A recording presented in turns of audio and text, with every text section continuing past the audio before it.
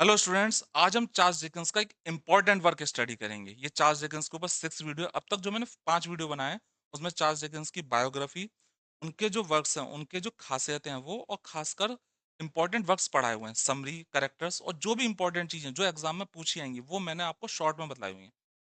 अब एग्जाम देखो कभी भी हो सकता है, अलग अलग जो है लोग हैं वो अलग अलग बात बताएंगे। आप अपनी पढ़ाई कंटिन्यू करो, जो भी आप साइड में काम करो, चाहे ट्यूशन पढ़ाते हो, स्कूल पढ़ाते हो, दूसरे काम करो, उसे रखो और अपना थोड़ा-थोड़ा समय निकालते रहो। जो मैं वीडियो बना रहा हूँ उस वो कंप्लीट होंगे, शॉर्ट में होंगे और कंप्लीट होंगे। आपका पूरा एक चीज़ जो है वो तैयार हो जाएगी। ये नहीं कि केवल मैं आपको आंसर बतला रहा हूँ, वो तो आपको किताब से भी पता लग जाएँगे। 10th एमसीक्यू है, अब तक 9 एमसीक्यू मैंने कराए हैं और डिटेल में ही कराए हैं। Which of Dickens novels deal with the life of a circus child named Sissy Jupe? Dickens का कौन सा नॉवल है जो सर्कस चाइल्ड सिसी जू की लाइफ के बारे में है? सीधा-सीधा आंसर है, इसका आंसर है हार्ड टाइम्स। देखो हार्ड टाइम्स नाम से पता लग रहा है मुश्किल समय, जो आर्थिक तंगी होती है पैसे से रिलेटेड उसके लिए यूज कराया था हार्ड टाइम्स, मुश्किल समय। इसका पूरा नाम था नॉवल का hard times for these times, लेकिन इसे जाना जाता है हार्ड टाइम्स के नाम से। 1854 में ये पब्लिश हुआ था, सीरियली पब्लिश हुआ था, एपिसोड्स में पब्लिश हुआ था, और जिस मैगजीन में पब्लिश हुआ था उसका नाम था हाउस होल्ड वर्ड्स। इतना इंपॉर्टेंट नहीं है कौन सी मैगजीन में पब्लिश हुआ था। डिकेंस ने जितने भी नॉवल लिखे थे उसमें ये सबसे छोटा था, शॉर्टेस्ट। इस नॉवल की एक और खासियत है, इसमें कोई प्रीफेस नहीं है और ना ही कोई इलस्ट्रेशन है। डिकेंस के नॉवल में जनरली हमें प्रीफेस मिलता था शुरुआत में, जिसमें वो बताते थे कि ये कहानी ऐसे ऐसे यहाँ पे सेट है और ये चीजें हैं, ये करेक्टर्स हैं। कोई प्रीफेस नहीं और ना ही कोई इलस्ट्रेशन है। इलस्ट्रेशन होता है चित्र। डिकेंस के नॉवल जो होते हैं वो न्यूज़पेपर और मैगजीन में पब्लिश होते थे, तो इंटरेस्ट क्रिएट करने के लिए ऊपर चित्र बना होता था, इलस्ट्रेशन, और नीचे जो था कहानी लिखी होती थी, तो रीडर पढ़ते थे और एक इंटरेस्ट क्रिएट हो जाता था चित्र को देखकर कि ये कहानी है, जैसे कॉमिक्स होती थी पहले। तो इस तरह से ये पब्लिश होता था, लेकिन इसमें कोई चित्र नहीं था और ना ही कोई प्रेफेस था। और ये अकेला ऐसा नॉवल है चार्ल्स डिकेंस का जिसमें कोई भी सीन लंदन में सेट नहीं। ये पूछा गया है, चार्ल्स डिकेंस को नॉवलिस्ट ऑफ लंदन कहते हैं क्योंकि उस समय जो लंदन में हो रहा था, एक इंडस्ट्रियल टाउन था, उसके बारे में उन्होंने लिखा। लेकिन अकेला ऐसा नॉवल है हर टाइम्स जिसमें कोई भी सीन लंदन में सेट नहीं है, और एक काल्पनिक शहर कोकटाउन में सेट है। ये कोकटाउन में सेट है हार्ड टाइम्स, और उसके आसपास की जगह वहां पे ये सीन, ये पूरा नॉवल सेट है। इस नॉवल में चार्ल्स डिकेंस जो है वो कटाक्ष करते हैं जो विक्टोरियन पीरियड था उनके समय का, चार्ल्स डिकेंस के समय का, उसके सामाजिक और आर्थिक जो कंडीशन है उस पर कटाक्ष करते हैं। ये नॉवल 3 बुक्स में डिवाइड है, सोइंग, रीपिंग और गार्डनिंग। ये तीनों ही वर्ड जो हैं ये खेती से रिलेटेड यूज करे जाते हैं। सोइंग, जैसा आप बोओगे वैसा आप काटोगे, रीपिंग काटना, और वैसा ही आप इकट्ठा करोगे, कलेक्ट करना। एक खेती होती है, बोया जाता है, फिर काटा जाता है, रीपिंग, और फिर उसे इकट्ठा करा जाता है अनाज को। तो जो करेक्टर्स हैं इस नॉवल के, जैसा वो बोएंगे मीन्स अच्छे करेक्टर हैं तो उनका अच्छा रिजल्ट मिलेगा, गार्डनिंग अच्छा रिजल्ट मिलेगा। बुरे करेक्टर हैं तो वैसे ही वो काटेंगे, रीपिंग फसल को काटेंगे, और वैसे ही उन्हें गार्डनिंग, वैसे ही वो फसल जो है वो इकट्ठी करेंगे। बुरे करेक्टर को बुरा रिजल्ट मिलेगा, अच्छे करेक्टर को अच्छा रिजल्ट मिलेगा। ये जो नॉवल है इसमें थर्ड पर्सन नरेटर है, मीन्स दो तरह से हमें जो है किसी भी नॉवल का नरेशन पता लगता है। एक तो तरीका ये होता है कि एक नॉवल का करेक्टर वो खुद कहानी सुनाए, ठीक है, और दूसरा तरीका ये होता है बाहरी व्यक्ति, जो थर्ड पर्सन होता है, बाहरी व्यक्ति वो आता है और वो कहानी सुनाता है। इसमें थर्ड पर्सन नरेटर है और वो कहानी सुना रहा है कि ये नॉवल इस बारे में और ऐसे ऐसे ये करेक्टर्स हैं। लेकिन जो दूसरे करेक्टर हैं, जैसे मान लो जो सिसिलिया, जो छोटी बच्ची बच्ची थी जिसके बारे में एमसीक्यू था, सिसी जूब, तो वो भी डायलॉग बोलेगी जैसे ड्रामा में होते हैं, सिसी जूब लिखा होगा उसके बराबर में और उसका फिर डायलॉग होगा, ठीक है। उसके बाद में दूसरा कैरेक्टर का नाम लिखा होगा, फिर उसका डायलॉग होगा, और बीच बीच में जो थर्ड पर्सन नरेटर होगा वो अपनी राय देता रहेगा। शुरू करते हैं फर्स्ट बुक, सोइंग, बोना। इसमें हमें पता लगता है कौन करेक्टर कैसा है, बुरे करेक्टर के बारे में पता लगता है और अच्छे करेक्टर के बारे में हमें पता लग जाता है। ये नॉवल जो शुरू होता है, ये एक स्पीकर, एक करेक्टर है, उनकी स्पीच के साथ में शुरू होता है। मिस्टर ग्रेट ग्राइंड जो कहते हैं now what I want is facts, बहुत इंपॉर्टेंट है, पूछा गया है। हर टाइम्स किसकी स्पीच के साथ साथ में शुरू होता है, तो मिस्टर ग्रेट ग्राइंड जो है उनकी speech, now what I want is fact. ये जो सीन है पहला, ये क्लासरूम में सेट है। एक तो टीचर खड़े हुए हों और एक स्कूल के ओनर, मालिक, स्कूल के मालिक हैं मिस्टर ग्रेट ग्रैंड, वो खड़े हुए हों और इस समय बच्चों को वो खुद ही पढ़ा रहे हैं।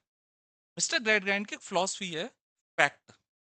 ये फैक्ट पर और कैलकुलेशन पे बहुत ज्यादा विश्वास करते हैं। इनकी लाइफ में कल्पना, इमेजिनेशन और एंटरटेनमेंट की कोई जगह नहीं है। ये चाहते हैं बच्चे फैक्ट को पढ़ें और फैक्ट को ही रटें। जो इन बच्चों को ये पढ़ा रहे हैं, छोटे बच्चे हैं, उनको कहा गया है लिटिल पिक्चर्स बिफोर हिम। उनके सामने ये छोटे घड़े हैं, उनको ये पढ़ा रहे हैं और फोकस कर रहे हैं कि ये फैक्ट को रटें, रटें, एंटरटेनमेंट को भूल जाएं। यहाँ पे वो एक बच्ची को उठाते हैं, जिसको वो उसके नाम से नहीं, नंबर से बुलाते हैं, 20 जैसे होता है रोल नंबर, तो 20 के नाम से बुलाते हैं। ये बच्ची है सिसी जूप, जो एमसीक्यू में था, सिसी जूप। उसको वो कहते हैं कि उसका नाम ये नहीं है, क्योंकि ये नाम उसके फादर का है। जूप जो है ये इसके फादर का सरनेम भी है। वो अपने फादर से कनेक्ट ना करे, और उसका नाम है सिसीलिया। वो कहते हैं तुम्हारा नाम अब सिसीलिया है, इस नाम से तुम आइडेंटिफाई होगी। यहाँ पे जो मिस्टर डेड ग्रैंड है, ये एक चीज और कहते हैं सिसी जूप से, छोटी लड़की से, कि तुम अपने फादर से जो कनेक्शन है वो खत्म कर दो। अब ये अपने आप में अजीब है, क्योंकि जो फादर है सिसी जूप के, ये सर्कस में बहुत छोटा काम करते हैं, जोकर है, जानवरों की, घोड़ों की देखभाल भी करते हैं। तो वो नहीं चाहते, जो मिस्टर ग्रेट ग्रैंड है, कि जो सिसी जूप है उसके फादर का गलत प्रभाव, क्योंकि वो छोटे आदमी है, गलत प्रभाव उनकी डॉटर सिसी जूप पे पड़े। तो वो कहते हैं कि तो तुम अपना नाम बदलो, तुम्हारा नाम सिसीलिया है। दूसरा, अपने फादर से कनेक्शन खत्म कर दो। जो मिस्टर ग्रेट ग्रैंड है, ये बच्चों से प्रश्न करते हैं, मुझे घोड़ों के बारे में बताओ, घोड़ों की परिभाषा दो। ये पूछा गया, give me your definition of horse, मुझे हॉर्स की डेफिनेशन दो। सभी बच्चों को पता है, क्लासरूम में जितने बैठे हुए हैं, और खासकर जो सिसी जूप है, जिसका नाम वो कहते हैं सिसीलिया है, उसको तो पता ही है, क्योंकि वो सर्कस में ही रहती है, उसके फादर सर्कस में काम करते हैं। लेकिन ये भी डेफिनेशन नहीं दे पाती, क्योंकि घोड़ों के बारे में पता है, जरूरी है याद करना। लेकिन इनकी लाइफ का मोटो है, जो मिस्टर रेड गाइंड ने, फैक्ट। ये डेफिनेशन नहीं दे पाती। एक लड़का खड़ा होता है, वो डेफिनेशन देता है घोड़े के बारे में, जिससे मिस्टर ग्रेट गाइंड, जिनका पूरा नाम है थॉमस ग्रेट गाइंड, बहुत खुश हो जाते हैं। अब कहानी शुरू होती है। मिस्टर ग्रेट गाइंड और उनकी वाइफ मिसेस ग्रेट गाइंड, इनके कई बच्चे हैं, जिसमें से जो दो बच्चे हैं उनके बारे में हम इस नॉवल में पढ़ेंगे। लुइसा ग्रेट ग्राइंड, ये डॉटर है, और टॉम ग्रेट ग्राइंड, ये सन है। ये सभी लोग एक घर में रहते हैं जिसका नाम है स्टोन लॉज। ये घर का नाम है। इनके एक मित्र हैं मिस्टर थॉमस ग्रेट ग्राइंड के, ये नाम ध्यान रखिए, घर का नाम है Stone Lodge. Thomas Gradgrind के एक मित्र हैं जोसिया बाउंडर बी, ये फ्रेंड है। ये फ्रेंड है, दोनों ही लगभग एक ही उम्र के हैं, 50 साल के लगभग। तो बाउंडर बी के साथ में जो थॉमस ग्रेट ग्राइंड है, ये सर्कस जाते हैं, और सर्कस जाते हैं सिसीलिया सिसी जूप, जो इसके फादर हैं, उससे मिलने, सिग्नर जूप से, जूप सरनेम से पहचान लो, फादर से मिलने जाते हैं कि वो कनेक्शन खत्म कर दे अपनी डॉटर से। जब ये सर्कस जाते हैं तो सर्कस के मालिक से मिलते हैं, मिस्टर सिलेरी से।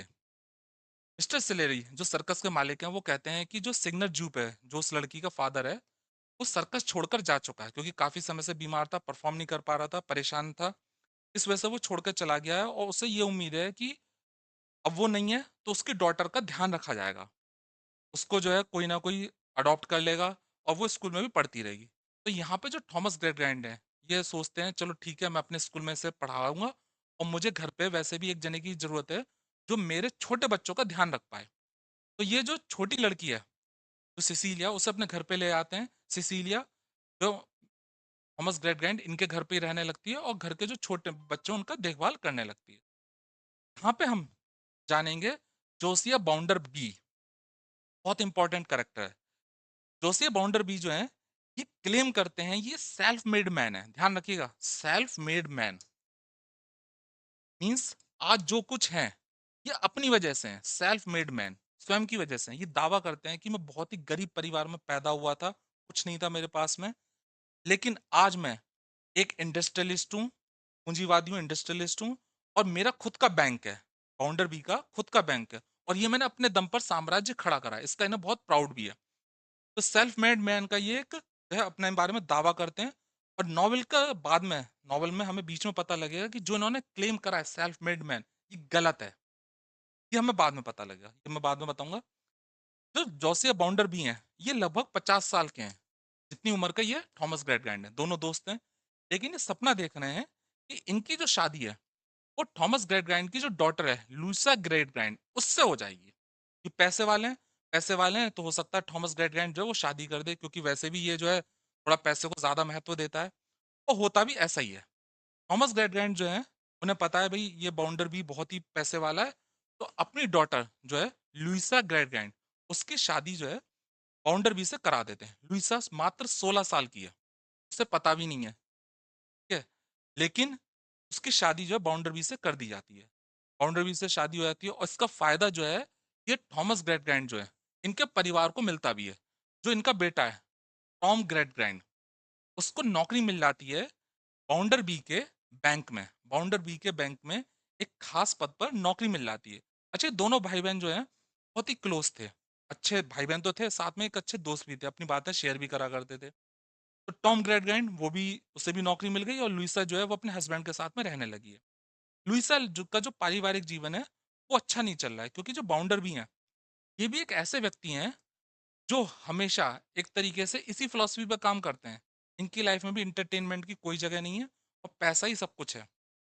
यहाँ पे जो थॉमस ग्रेटग्रैंड है ये एमपी बन जाते हैं, मेंबर ऑफ पार्लियामेंट, पौधे में बड़े हो जाते हैं, एमपी बन जाते हैं। और जोसिया बाउंडर भाई ये तो एक बैंक के मालिक और एक इंडस्ट्रियलिस्ट हैं ही हैं। यहाँ पर जो टॉम ग्रेटग्रैंड है ये जो है ये कुछ बिगड़ जाता है। पैसा जो होता है वो जुए में, दारू में इधर उधर खर्च करने लगता है, इससे पैसे की जरूरत पड़ती है। तो ये एक प्लानिंग करता है, ये डाका डालेगा, चोरी करेगा अपने जीजा के बैंक में। जिसका जीजा है बाउंडर भी, उसके बैंक में ये खुद चोरी करेगा। यहाँ पे बात करेंगे एक दूसरे करेक्टर स्टीफन ब्लैकपूल की। ये इतना इंपॉर्टेंट करेक्टर नहीं है, लेकिन जो नॉवल का प्लॉट है उसमें इसकी इंपॉर्टेंस है। ये एक मजदूर है और बहुत ही ईमानदार है। क्या होता है, जो बाउंडर बी की फैक्ट्री है उसमें हड़ताल हो जाती है, यूनियन की मीटिंग होती है मजदूरों की। स्टीफन ब्लैकपूल जो है यूनियन की कमी बतलाता है कि तुमने जो डिमांड रखी है इसमें कुछ गड़बड़ है। यूनियन के जो मजदूर हैं वो गुस्सा हो जाते हैं, स्टीफन ब्लैकपूल को निकाल देते हैं। स्टीफन ब्लैकपूल को निकाल दिया जाता है, तो बाउंडर भी जो था स्टीफन ब्लैकपूल को अपने घर पे बुलाता है और कहता है जो मीटिंग में हुआ था मजदूरों के राज बता दो। स्टीफन ब्लैकपूल ईमानदार है, वो कहता है भले ही मेरे साथियों ने मुझे निकाल दिया लेकिन मैं उन्हें धोखा नहीं दूंगा। तो क्या होता है, बाउंडर भी गुस्से में स्टीफन ब्लैकपूल को बिल्कुल नौकरी से निकाल देता है। तो स्टीफन ब्लैकपूल एक ऐसा करेक्टर है जो मजदूरों ने तो निकाल ही दिया है, साथ में जो फैक्ट्री का मालिक है बाउंडर भी, उसने भी निकाल दिया है। तो इसके पास अब कमाई का कोई जरिया नहीं है, डिसाइड करता है कि ये कॉकटाउन के बाहर जाएगा और कोई अपना देखेगा, कोई जो भी उसे काम मिलेगा। यहाँ पे जो दो भाई बहन है लुइसा ग्रेटग्रैंड और टॉम ग्रेटग्रैंड, ये डिसाइड करते हैं कि स्टीफन ब्लैकपूल से मिलने जाएंगे। स्टीफन ब्लैकपूल को वो जानते थे, ईमानदार भी और अच्छा व्यक्ति है, तो मिलने आता है। लुइसा ग्रेटग्रैंड कुछ पैसे देती है स्टीफन को। टॉम ग्रेटग्रैंड स्टीफन से अकेले में मिलता है। वो कहता है कि तुम्हें मैं पैसे दूंगा, तुम्हें वैसे भी जरूरत है, कुछ नहीं करना, बैंक के बाहर खड़े होना है और तुम्हें कुछ पैसे मिल जाएंगे, हो सकता है बैंक वाले ही तुम्हें दे दें, बस 2-3 दिन खड़े होना है। स्टीफन ब्लैकपूल जो है वो टॉम के झांसे में आ जाता है और बैंक के बाहर खड़े हो जाता है। अब क्या होता है, टॉम ग्रेटग्रैंड अपने जीजा का जो बैंक है बाउंडर बी का बैंक है उसमें डकैती कर लेता है।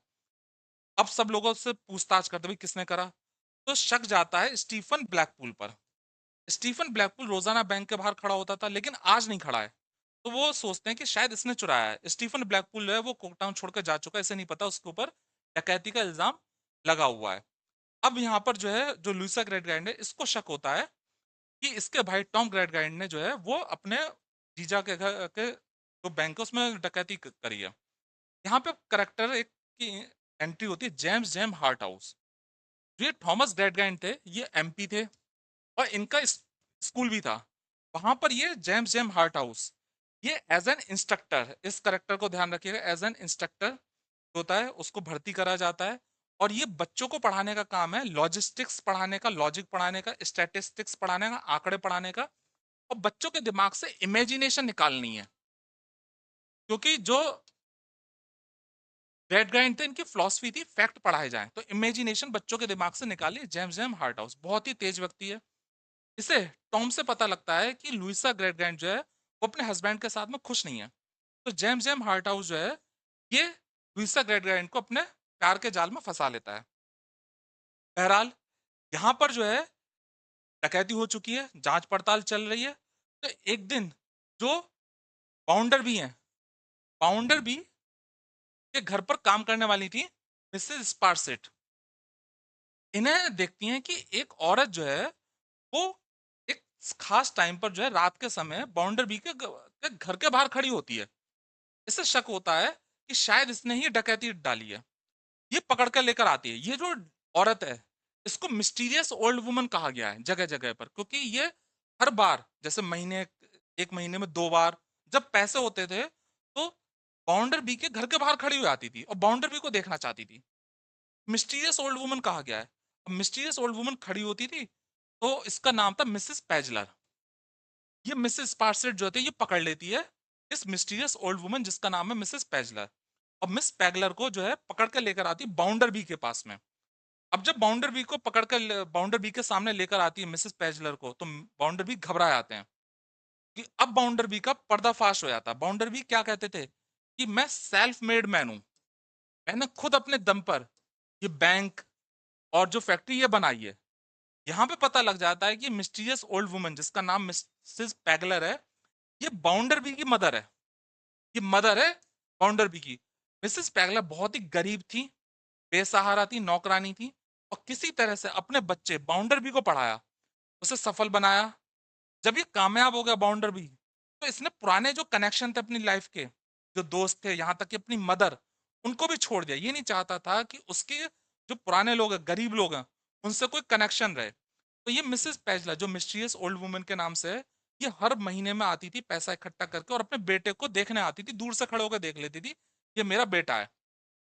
अब मिस जो बाउंडर भी है उनका पर्दाफाश हो गया, जो उनका क्लेम था कि मैंने अपने दम पर ये दुनिया खड़ी करी है, ऐसा नहीं है। इनकी मदर ने इनकी हेल्प करी थी, पढ़ाया था और उन्होंने ही छोड़ दिया इसे। बहरहाल बाउंडर भी गुस्सा होते हैं मिसेस स्पारसेट पर क्योंकि उनका पर्दाफाश हो गया इस वजह से और इनको निकाल देते हैं। यहाँ पर जेम्स जेम हार्ट हाउस और जो लुइसा ग्रेट ग्रैंड के बारे में चल रहा होता है, बीच में चल रहा होता है, वो पता लग जाता है बाउंडर बी को। बाउंडर बी को पता लगता है तो बाउंडर बी कहते हैं कि भाई लुइसा से को छोड़ाते हैं घर पर उसके मायके और कहते हैं कि अब मैं तुम्हें नहीं बुला रहा हूँ, सारा जो पैसा वैसा वो भी तुम ले जाओ। तो इस तरह से लुइसा और बाउंडर बी दोनों के दोनों अलग हो जाते हैं। स्टीफन ब्लैकपूल को पता लगता है उस पर डकैती का इल्जाम लगा हुआ है, कि वापस आ रहा होता है तो एक खदान होती है, गड्ढा, वहां पे गिरकर इसकी मौत हो जाती है। मौत से पहले बता देता है जो लोग इकट्ठा होते हैं साथी लोग कि मैंने डकैती नहीं डाली है और कोई और होगा। बहरहाल पता लग जाता है कि डकैती किसी और ने नहीं, टॉम ग्रेट ने डाली है। अब टॉम ग्रेट भाग जाता है। यहाँ पे जो सिसिलिया सिसी जूप है ये मदद करती है। सिसिलिया सिसी जूप जो है ये, क्योंकि इसके फादर जो थे खुद सर्कस में काम करते थे और इसकी जो थे जान पहचान भी थी, तो सिसिलिया सिसी जूप जो है ये यहाँ पर जो है जो सर्कस था, सर्कस के मालिक थे मिस्टर सिलेरी। मिस्टर सिलेरी के पास में मैसेज भेजती है कि तुम टॉम ग्रेट को अपने यहाँ छिपा लो क्योंकि उसके पीछे पुलिस पड़ी हुई है। अब यहाँ पर टॉम ग्रेट जो है वो सर्कस में चला जाता है मिस्टर सिलेरी के पास में, और जो थॉमस ग्रेट की फिलॉसफी थी, इंटरटेनमेंट नहीं होना चाहिए, फैक्ट पर बल देते, पूरी तरीके से नष्ट हो जाती है। ये भी बदल चुके हैं ना, इन अपनी गलतियां नजर आ गई हैं क्योंकि इनका बेटा जो है वो बिल्कुल एक तरह से बर्बाद हो चुका है। तो थॉमस ग्रेट और लुइसा ग्रेट और सिसिलिया सिसी जूब ये मिलने जाते हैं टॉम ग्रेट से, जो इस समय सर्कस में परफॉर्म कर रहा होता है। सर्कस में बचने के लिए ये जोकर के कपड़े पहनकर परफॉर्म कर रहा होता है। तो देखते हैं ग्रेट कि वो सर्कस वालों से नफरत करते थे और आज उनका बेटा खुद जोकर बनकर जो है वहां पे परफॉर्म कर रहा है। तो यहाँ पर मिलते हैं और डिसाइड करते हैं कि टॉम को वो इंग्लैंड के बाहर भेज देंगे जहां पे पुलिस ना पकड़ पाए, तो या तो वेस्ट इंडीज भेज देंगे या फिर जो है साउथ अमेरिका भेज देंगे। इस तरह से टॉम को जो है बाहर भेज दिया जाता है। अब यहाँ पर जो करेक्टर्स हैं, जैसा इसमें जो 3 बुक्स थी, पहले थे सोइंग बोना, जैसे उन्होंने काटा, और बाद में जैसा उन्होंने वो गार्डनिंग जैसा वो इकट्ठा करेंगे तो उसका रिजल्ट मिलेगा। तो जो करेक्टर्स हैं उनका रिजल्ट मिलता है। मिस्टर थॉमस ग्रेट जो है, जो हमेशा फैक्ट पे बात करते थे और एमपी थे, जिन्होंने पैसे को बहुत महत्व दिया, वो बिल्कुल बदल गए हैं क्योंकि उनकी लाइफ उनकी फिलॉसफी की वजह से तबाह हुई। उनका लड़का डकैती में पकड़ा जाता है और तड़ी पार हो गया है, इस वजह से ये बदल चुके हैं। कुछ समय बाद इनकी नेचुरल डेथ हो जाती है। लुइसा ग्रेट इसके हस्बैंड ने बाउंडरी ने से छोड़ दिया था जब पता लगता है कि इसके बीच में और जो जेम्स जैम हार्ट हाउस इनके बीच में कुछ कनेक्शन है, ये छोड़ दिया था। तो ये घर पर वापस आ जाती है, जो घर था ना इनका, ग्रेटगाइंड का Stone Lodge, STONE, Stone Lodge, यहाँ पे आ जाती है और खुद अकेले रहने लगती है, शादी नहीं करती पूरे जीवन में। और इसके साथ में रहती है, ग्रेटगाइंड के साथ में, जो सर्कस में काम करने वाली लड़की थी, Jupe, Cecilia, Sissy Jupe, Sissy Jupe, जिसका नाम सिसिलिया था, CECILIA, उसके साथ में रहने लगती है। सिसिलिया सिसी जूप की शादी होती है, जो छोटी लड़की थी इसकी शादी होती है और इसके बच्चों को ये खिलाती है। तो सिसिलिया सिसी जो जूप के साथ में रहती है, और टॉम ग्रेटगाइंड जो बाहर भाग गया था, उसकी भी डेथ हो जाती है। तो यहाँ पर बहुत सारे कैरेक्टर हैं, लेकिन कुछ ही कैरेक्टर्स जो हैं वो आपको ध्यान रखने हैं। तो जैसे थॉमस ग्रेटगाइंड जो MP थे, इनका आपको ध्यान रखना है। लुइसा ग्रेटगाइंड, टॉम ग्रेटगाइंड, ये दोनों भाई बहन हैं, ये ध्यान रखना है। इसकी डेथ हो जाती है, ठीक है, डकैती के जुर्म में पकड़ा जाता है, इसकी डेथ हो जाती है। जोसेफ बाउंडरबाई जो सेल्फ मेड मैन का दावा करते थे, इनकी भी डेथ हो जाती है, हम देखते हैं। और जेम्स जेम हार्ट हाउस जो एक इंस्ट्रक्टर के तौर पर भर्ती हुआ था, ये वापस चला गया था। जब इसका पर्दाफाश हो जाता है कि इसका और लुइसा के बीच में कुछ चक्कर चल रहा है, ये भी वापस चला गया था। तो जो करेक्टर्स हैं इसमें कुछ ही इंपॉर्टेंट है, थॉमस ग्रेटगाइंड, लुइसा, टॉम, बाउंडरबी, सिसिलिया सिसीजू बहुत इंपॉर्टेंट करेक्टर है। जेम जेम हार्ट हाउस, ये पूछा गया, ये भी आप ध्यान रखिएगा। मिसेस पैजलर जो बाउंडरबी की मदर हैं, जिनको मिस्टीरियस ओल्ड वुमन कहा गया है, ये भी बहुत इंपॉर्टेंट करेक्टर हैं। इन करेक्टर्स को आप जरूर ध्यान रखिएगा। इसी के साथ में ये नॉवल खत्म होता है। उम्मीद करूंगा आपको अच्छे तरह से समझ में आया होगा। मिलते हैं अगले वीडियो में। Good bye.